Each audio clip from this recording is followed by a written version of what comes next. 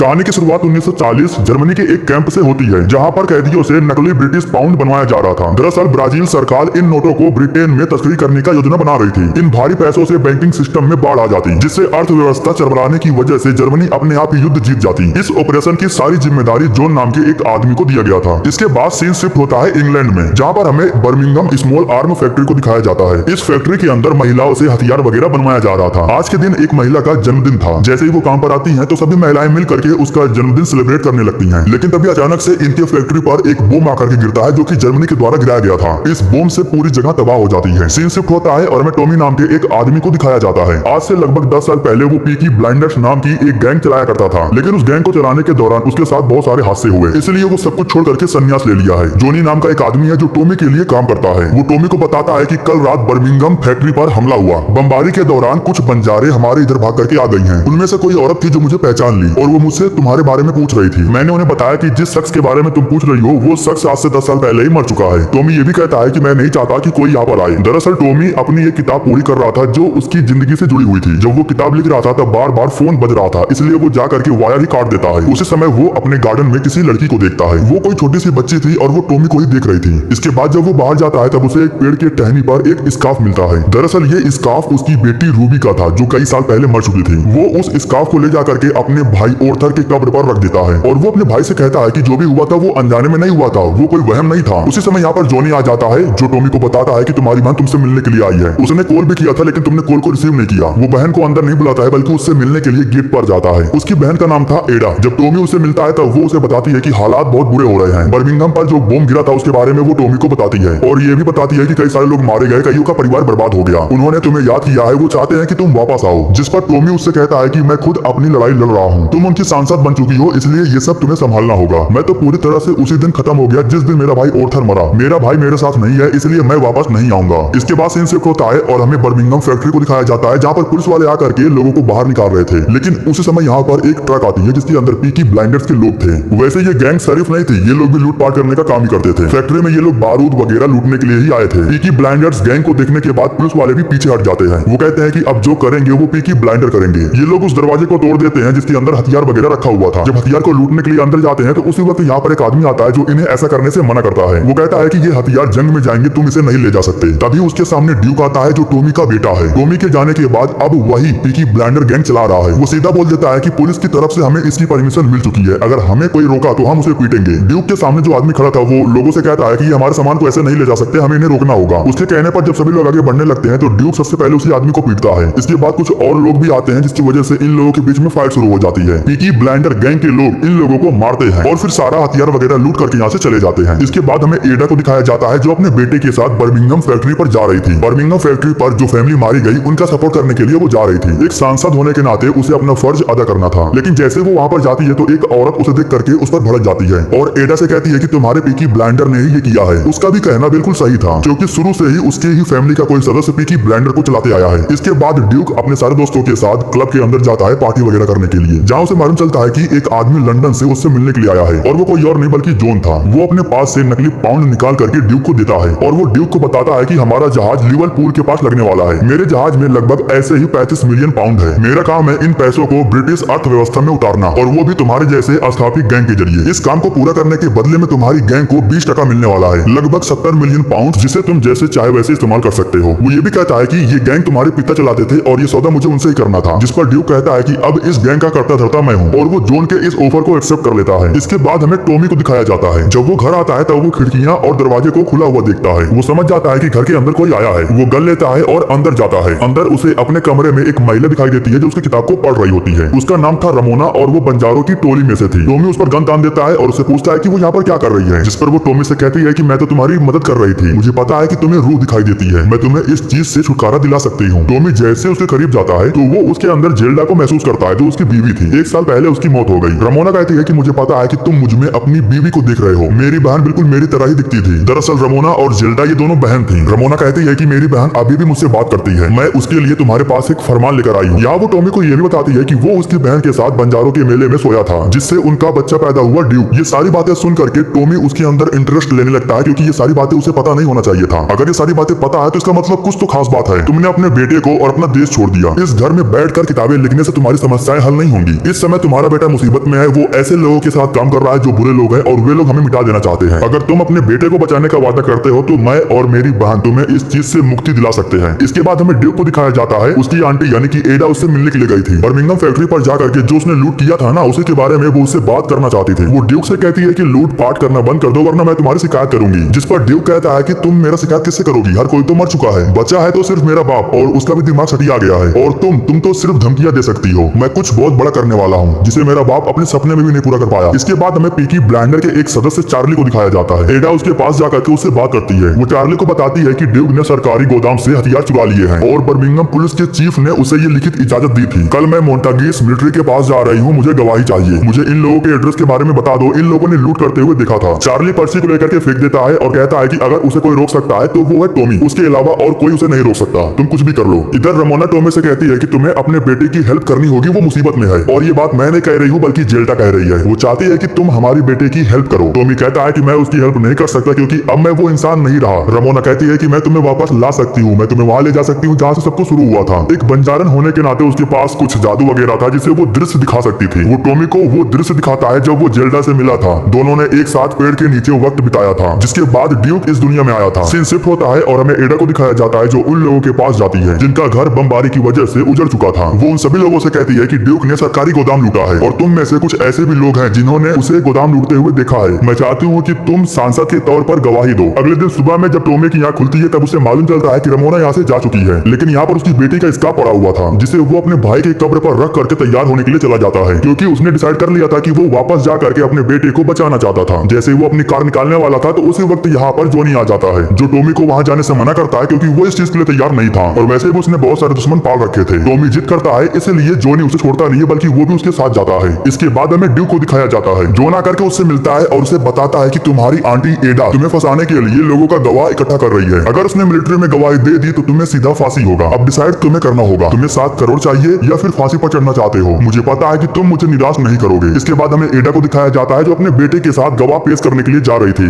लेकिन रास्ते में ड्यूक उसका पीछा करता है। जैसे ही उसे मौका मिलता है तो वो गन निकाल करके अपने आंटी को मारने की कोशिश करता है, लेकिन उससे गन नहीं चलती। इस बार तो वो चूक जाता है, लेकिन फिर से वो अपनी आंटी का पीछा करता है। एडा के सामने एक कार आकर रुकती है। उस कार में से जोन बाहर निकलता है जो एडा को गन से शूट कर देता है। हालांकि पीछे से ड्यूक आवाज लगा करके उसे आगाह करता है, लेकिन तब तक काफी देर हो चुकी थी। इसके बाद हमें टॉमी को दिखाया जाता है जो वापस आ रहा था, लेकिन तभी रास्ते में उसे अपनी बहन की रूह दिखती है जिससे वो समझ जाता है कि उसकी बहन की भी मौत हो चुकी है। इसके बाद जब वो पुलिस वालों के पास पहुंचता है तब उसे मालूम चलता है कि उसकी बहन को मारने के पीछे उसके बेटे का ही हाथ था। जब उसे मालूम चलता है कि उसकी बहन मुर्दा घर में है तब वो जोनी को गन दे करके वहां जाने के लिए बोलता है। जोनी उसका साथ नहीं छोड़ना चाहता था, लेकिन वो जिद करता है। इसके बाद टॉमी ड्यूक के बारे में पता करने के लिए वो एक पब में जाता है जहाँ पर वो म्यूजिक को बंद करके लोगों से पूछता है कि इस पब का मालिक कहाँ पर है। तभी पब के अंदर कुछ लोग थे जो उस पर भड़क जाते हैं। एक बच्चा था जो टॉमी के सामने आता है और उससे कहता है कि म्यूजिक को चालू करो, तुम्हें मेरे साथ डांस करना होगा। टॉमी कुछ रिएक्ट नहीं करता, जिसके बाद वो गन निकाल लेता है। जिन लोगों को टॉमी के बारे में पता था वो धीरे से छुप जाते हैं। इसके बाद टॉमी एक ग्रेनेड निकाल करके उस बच्चे के कपड़े के अंदर डाल देता है। वो जैसे ही भाग करके बाहर जाता है तभी वो बम फट जाता है। इसके बाद वो पब के मालिक से ड्यूक के बारे में पूछता है। जब उसे ड्यूक के बारे में पता चलता है तब वो उसके पास जाता है, उसे मारता है और उसे कहता है कि तुमने सारी हदें पार कर दी। जिस पर ड्यूक कहता है कि मुझे पाप के अलावा और कुछ करने नहीं आता क्योंकि तुमने विरासत में मुझे पाप ही दिया है। दोनों के बीच में हाथापाई शुरू हो जाता है। दोनों एक दूसरे को ही मारने पीटने लगते हैं। टॉमी उससे अपने बहन के कातिल के बारे में पूछता है, जिस पर ड्यूक उसे बताता है कि वो मेरे पास एक काम लेकर के आया था और वही मुझसे ये करने के लिए बोला। टॉमी उससे ये भी पूछता है कि उसका आगे का प्लान क्या है। इसके बाद वो मुर्दा घर में जाता है जहाँ पर वो जोनी से वापस गन ले लेता है और उसे यहाँ से जाने के लिए कहता है। वो जोनी को बताता है कि जिसने भी मेरी बहन को मारा है वो यहाँ पर जरूर आएगा क्योंकि उसे पता है कि मैं अपनी बहन को देखने आऊंगा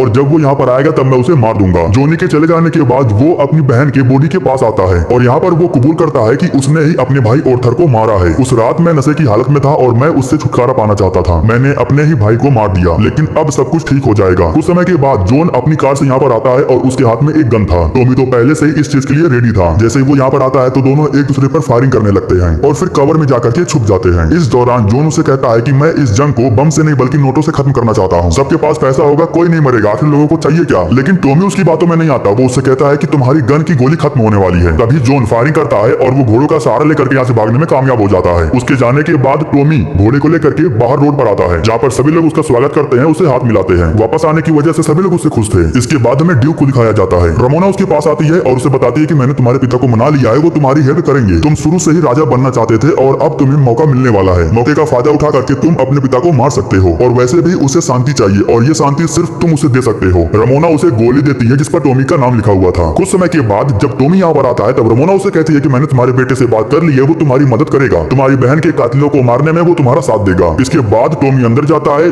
और अपने बेटे के साथ शराब पीता है। इसके बाद टॉमी अपनी फैमिली वालों के साथ जा करके अपनी बहन का अंतिम संस्कार करता है। बाद में हमें मालूम चलता है कि जॉन के पास वापस से ड्यूक ने कॉल किया है। वो जॉन को बताता है कि मेरे पिता को मालूम चल गया है कि तुम कहां पर हो और वो तुम पर हमला करने वाले हैं। मैं तुम्हारा साथ दे सकता हूं जिससे तुम बच सकते हो। इसके बदले में बस मुझे वही 70 मिलियन पाउंड चाहिए। इसके बाद हमें स्टैग को दिखाया जाता है जो लिवरपूल को संभालता है। वो टॉमी से आकर के मिलता है और उसे जॉन की जानकारी देता है। टॉमी उसे कहता है कि लिवरपूल पर मुझे तुम्हारी जरूरत पड़ने वाली है। उस गोदाम में एक आदमी है जिसे हमें मारना है और एक हथियार जिससे हम जंग हार सकते हैं। इसके बाद स्टैग इन लोगों को प्लानिंग बताता है किस तरीके से ये लोग अंदर जा करके उन पर हमला कर सकते हैं। लेकिन टॉमी टनल के जरिए अंदर जा करके जॉन को ढूंढ करके पैसों तक पहुंचना चाहता था और उनका ध्यान भटकाने के लिए कुछ लोग नाव से अंदर जाने वाले थे। चार्ली अपने लोगों के साथ 3 नाव तैयार करता है और वो अपने लोगों के साथ लिवरपूल की तरफ जाने लगता है। इधर जो टॉमी था वो टनल के जरिए अंदर जाने वाला था। रमोना के लोगों के जरिए वो टनल के दरवाजे को तोड़ने में कामयाब हो जाता है। इसके बाद वो टनल के जरिए अंदर जाने लगता है। दूसरी तरफ हमें ड्यूक को दिखाया जाता है। वो जॉन से जाकर मिलता है और उसे अपने डैड की पूरी प्लानिंग बताता है। वो इन्हें बताता है कि सामने से 3 नाव आएगी जिसके अंदर कुछ लोग छुपे होंगे। अगर तुमने पहले हमला किया तो तुम उन्हें मार सकते हो। लेकिन नाव में जितने भी लोग बैठे हुए थे वो आगे नहीं जाते हैं बल्कि नाव से उतर जाते हैं। सब लोग नाव से उतर गए थे लेकिन स्टैग नहीं उतरता है। वो नाव लेकर के आगे जाने का फैसला करता है जबकि उसे पता है कि आगे मौत है। जॉन के सारे लोग गन और हथियार लेकर के नाव के आने का इंतजार करने लगते हैं। स्टैग के अलावा नाव में और कोई नहीं था और वो भी छुपा हुआ था। बॉम्ब को जलाते ही वो पानी में छलांग लगा देता है। नाव जैसे ही किनारे पर आता है तो एक जोरदार धमाका होता है जिसकी वजह से सब कुछ तबाह हो जाता है। इससे जॉन को पता चल जाता है कि ड्यूक ने उसे धोखा दिया। मतलब कि वो सब कुछ दिखावा कर रहा था, वो अभी भी अपने बाप के सपोर्ट में है। जॉन उसके ऊपर गन तान देता है और उसे कहता है कि तुम्हारे बाप ने तुम्हें अकेला छोड़ दिया। लेकिन तभी एक जोरदार धमाका होता है और ये धमाका टॉमी ने किया था। टॉमी के साथ उसके आदमी भी हथियार लेकर के अंदर आ जाते हैं और वो जॉन के आदमियों पर हमला करने लगते हैं। काफी समय तक इन लोगों के बीच में फायरिंग होती है। ड्यूक जल्दी से भाग करके अपने पिता के पास आ जाता है और उनसे कहता है कि आपने आने में काफी देर लगा दी। तभी टॉमी एक बम लेकर के उस बॉक्स की तरफ जाता है जिसमें सारा पैसा रखा हुआ था। वो बॉक्स को उड़ा देता है जिसकी वजह से सारे पैसे जल जाते हैं। पैसे को जलता हुआ देख करके जॉन कार में बैठ करके यहाँ से भागने की कोशिश करता है लेकिन तभी टॉमी गन लेकर के उसके सामने आ जाता है। वो चाहता तो आसानी से जॉन को मार सकता था लेकिन वो रुकता है। जॉन उस पर लगातार 2 बार फायरिंग करता है। टॉमी इसी चीज का इंतजार कर रहा था। इसके बाद वो जॉनी को शूट करके उसे खत्म कर देता है। टॉमी खुद को खत्म करने के लिए वो जॉन की कार के सामने खड़ा था लेकिन मौके पर ड्यूक आ जाता है जो उसे बचा लेता है। अभी भी चांस था, वो बच सकता था लेकिन वो खुद ड्यूक से कहता है कि वो गोली निकालो और मुझे मार दो। ड्यूक ऐसा नहीं करना चाहता था लेकिन टॉमी उससे जिद करता है। इसके बाद ड्यूक उस गोली से टॉमी को शूट करता है जिससे टॉमी को शांति मिल जाती है। आखिरी पलों में वो सब कुछ याद करता है और हमेशा हमेशा के लिए सो जाता है। इसके बाद ड्यूक अपने लोगों से कहता है कि सारे पैसों को इकट्ठा करो और उसे जला दो। सभी लोग टॉमी को ले जाकर के उसका अंतिम संस्कार करते हैं और इसी के साथ ये कहानी यहीं पर खत्म हो जाती है। जिन लोगों ने इसका सीरीज देखा है उन लोगों को ये कहानी समझ में आई होगी। बाकियों को कुछ जगहों पर समझ में नहीं आ रहा होगा कि आखिर यहाँ पर चल क्या रहा है।